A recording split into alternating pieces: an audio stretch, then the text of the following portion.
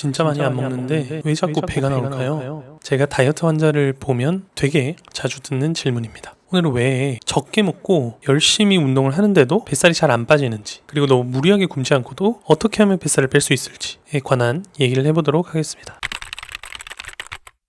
자, 일단 이 뱃살의 정체가 뭔지를 알아야 됩니다. 저희가 살이 쪘다는 건 몸에 지방이 많다는 뜻입니다.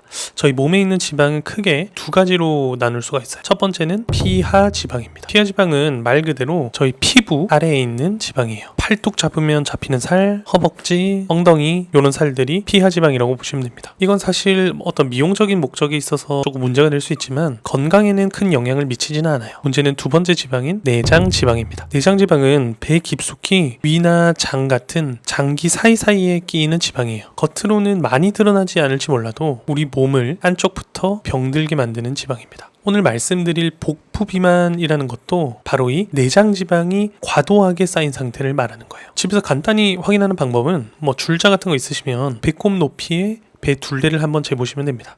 남자의 경우는 90cm가 넘으면 복부 비만이라고 보고, 여자의 경우는 85cm가 넘으면 복부 비만이라고 보고 있습니다. 사실 정상은 내장 지방이 거의 없는 상태를 정상으로 봐요. 내장 지방이 안 좋다는 얘기는 되게 많이 들으셨을 것 같은데 이게 왜 안 좋은지는 잘 모르시는 것 같아요. 예전에는 지방을 남는 에너지를 쌓아두는 상태 정도로만 생각을 하고 있었어요. 근데 연구를 하면 할수록 이 내장 지방이 그냥 에너지를 쌓아두는 상태가 아니라 저희 몸에 나쁜 물질을 계속 품어내더라는 거예요. 이 내장 지방에서 나오는 염증 물질이 혈관을 타고 돌면서 당뇨병, 고지혈증, 심근경색, 뇌졸중, 심지어는 일부 암의 위험까지 높인다고 합니다. 간암, 대장암, 췌장암 이런 거는 물론이고 여성분들의 경우에는 유방암, 자궁내막암의 위험과도 연관이 되고 있다고 보고되고 있어요. 그러니까 이 뱃살은 단순히 보기 안 좋은 문제가 아니라 이게 알고 보니까 이게 건강을 위협하고 있었다는 거예요. 그래서 이게 뱃살을 빼야 되는 첫 번째 이유입니다.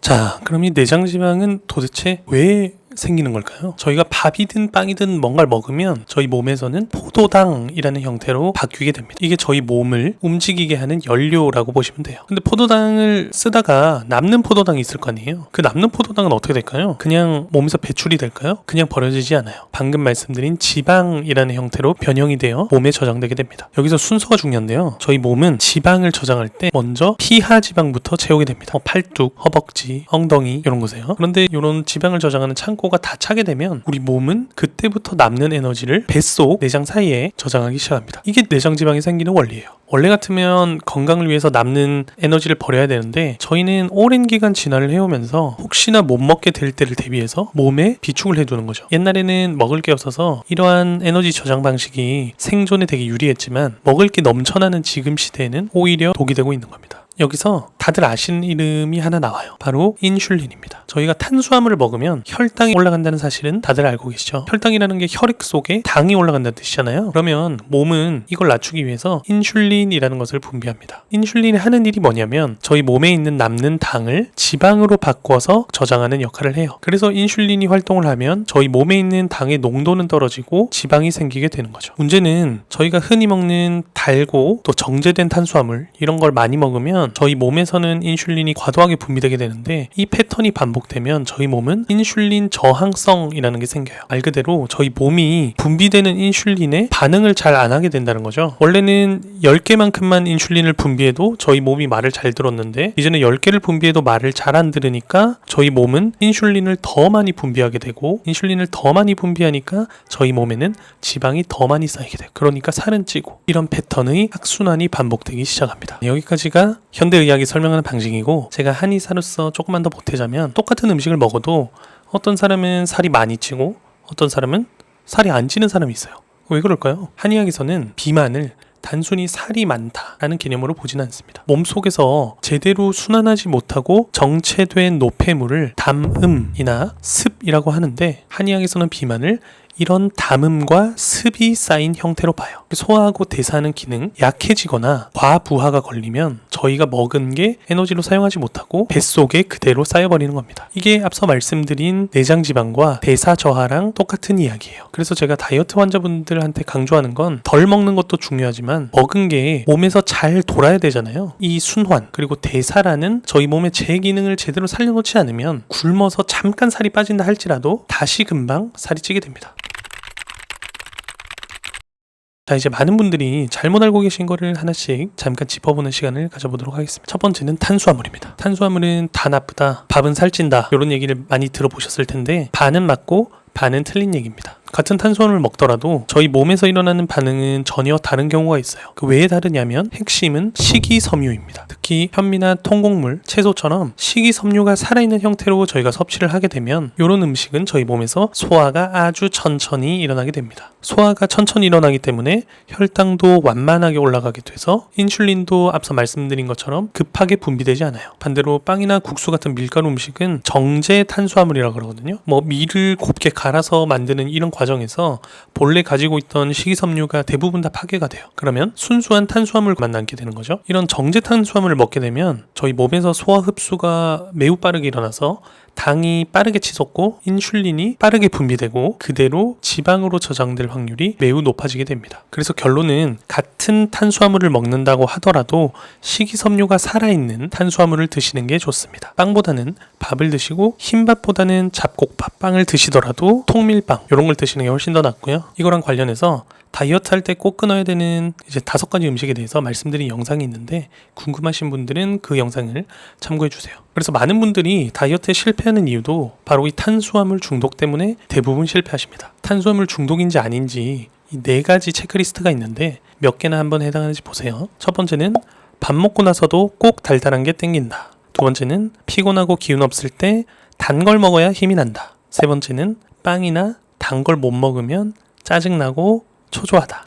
네 번째, 스트레스 받으면 나도 모르게 단 걸 찾는다. 이 4가지 중에 3개 이상이면 탄수화물 중독이라고 보셔야 됩니다. 왜 이런 일이 생기냐면 앞에서 말씀드린 것과 같이 단 걸 먹으면 인슐린이 과하게 분비가 돼서 혈당을 확 낮춰버리고 그럼 저희 몸은 당이 떨어졌네 하면서 또 단 걸 찾게 되고 먹었는데도 자꾸 허기지고 배가 고픈 이런 악순환이 계속 반복되게 됩니다. 그러니까 단 게 자꾸 땡기는 게 여러분이 섬유질이 살아있는 음식을 먹냐 아니면 정제 탄수화물을 먹냐에 따라서 달라질 수 있다는 거예요. 자, 세 번째로 중요한 거는 절대로 굶지 마세요. 당장 굶어서 좀 안 먹으면 살이 빠지는 것 같은 착각이 들어요. 근데 우리 몸은 굶으면 에너지가 없네, 비상사태다 하고 몸의 대사 기능을 확 낮춰버립니다. 그러다가 조금만 먹어도 저희 몸은 다음에 또 굶을 수도 있으니까 더 악착같이 저장해야지 하면서 에너지를 더 저장하게 됩니다. 흔히 말씀드리는 요요 현상이 이런 기전에 의해서 오는 거기 때문에 굶어서 하는 다이어트는 안 하시는 게 좋습니다. 자, 그럼 뱃살을 빼려면 어떻게 해야 되냐? 이 조합은 꼭 기억하고 계세요. 단백질, 밥 조금, 채소 많이. 다시 단백질, 밥 조금, 채소 많이. 단백질은 매 끼니에 무조건 챙기셔야 됩니다. 닭가슴살 손바닥 정도 크기 한 150g 정도 될 거예요. 꼭 닭가슴살 아니더라도 새우, 생선, 오징어, 계란 이런 친구들도 좋습니다. 이 단백질은 저희 몸에 포만감을 줘서 배가 덜 고프게 하고 저희 몸에 있는 근육도 지켜줍니다. 두 번째 밥은 밥을 끊지 말고 줄이세요. 평소에 한 공기 드셨다면 3분의 2 공기 더 줄이실 수 있으면 반 공기, 그리고 흰 쌀밥 같은 정제 탄수화물보다는 잡곡밥, 현미, 귀리 이런 거 드시는 게 좋습니다. 세 번째로 채소는 많이 드시는 게 좋아요. 왜냐하면 채소에는 식이섬유가 풍부하기 때문에 이런 채소가 저희 몸에 들어오게 되면 혈당을 올릴 때 혈당을 완만하게 올리게 되고 그러면 몸에 포만감이 더 일어나게 되고 불필요한 군것질이나 이런 거를 확실히 줄일 수 있습니다. 그리고 식사를 하실 때도 탄수화물보다는 채소랑 단백질을 먼저 드시는 게 다이어트에 더 도움이 됩니다. 이런 식단과 함께 운동 중에서도 근육이 특히나 중요합니다. 저희 몸에 있는 근육은 가만히 있어도 에너지를 태우는 엔진 같은 거라고 보시면 돼요. 몸에서 근육량이 늘면 기초대사량이 올라가게 되는데 이 기초대사량이 올라가게 되면 여러분이 잠을 자고 있을 때도 에너지를 사용하게 된다는 겁니다. 몸에 있는 지방이 훨씬 더 빨리 연소되는 몸이 된다는 뜻이죠. 지금 체중이 많이 나가시는 분일수록 같은 운동을 해도 몸에 무게가 더 많이 실리기 때문에 소비하는 칼로리가 조금 더 높을 수가 있습니다. 그래서 지금 몸무게가 높으신 분들이 조금 더 빨리 운동 효과를 보실 수도 있어요. 그리고 식단, 운동, 요거 두 가지 외에 집에서 몸의 순환과 대사를 조금 올릴 수 있는 팁을 하나 알려드리면, 저희 복부를 따뜻하게 하는 것이 도움이 많이 됩니다. 한의학에서는 차가우면 뭉치고 따뜻하면 순환한다, 이런 관점으로 보거든요. 복부가 차갑게 되면 혈류량이 줄고 비위의 대사가 더 떨어진다고 보고 있어요. 그래서 물을 드실 때도 차가운 물보다는 따뜻한 물을 드시는 게 좋고, 다이어트를 하시는 동안 그게 힘들다면 하루에 10분에서 15분 정도 따뜻한 찜질기 같은 거 있으시면 집에서 복부를 따뜻하게 찜질해 주는 것도 소화기의 순환에 큰 도움을 줄 수 있습니다. 자, 마지막으로 정리 한번 하자면 이 뱃살 다이어트의 핵심은 세 가지입니다. 자, 첫 번째, 인슐린을 자극하는 정제탄수화물과 단 음식을 줄인다. 두 번째, 굶지 말고 단백질, 밥 조금, 채소 많이, 이 식단으로 잘 먹어서 대사 기능을 살린다. 세 번째, 근육과 순환을 살려서 우리 몸이 스스로 지방을 태우게 만든다. 뱃살은 그냥 살이 아니라 저희 건강을 위협하는 내장 지방이고, 이거는 단순히 굶어서 빼는 게 아니라 건강한 것을 잘 먹고 저희 몸이 잘 일을 하게 해서 빼야 한다는 것이 오늘의 주제였습니다. 오늘 영상이 도움이 되셨다면 구독과 좋아요 눌러주시고요. 혹시 다이어트 고민이나 궁금한 점 댓글로 남겨주시면 제가 보고 또 영상으로 만들고 그렇게 하겠습니다. 감사합니다.